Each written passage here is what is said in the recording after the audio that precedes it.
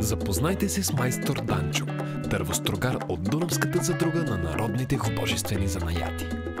Казвам се Йордан Йорданов. Доста отдавна се занимавам с дървострогарство, може би повече от 35 години. И много ми харесва да работя дърво. Усещам миризмата.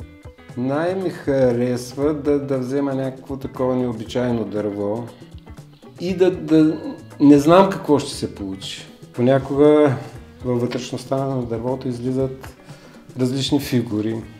Появява се око, появява се образ. Станах член на Дунавска задруга при 10 на години. Се стремим да запазим традициите за наечистото. Това е главната ни цел и колко се може да предадем на по-малото поколение.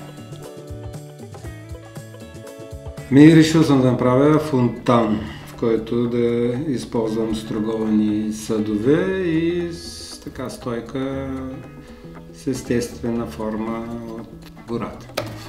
Ще тече вода през тези съдове. Ще използвам по-плътен материал, по-малко порез, по-тесни пори. Отчитам с ясен да работя, защото той е така по-плътен и по-еднороден. Финалната обработка на всички детайли, съдове и конструкция ще бъдат с тимер, импрегнант и масло. Вижте в следващото видео целият процес по създаването на дървения фонтан на майстор Данчо.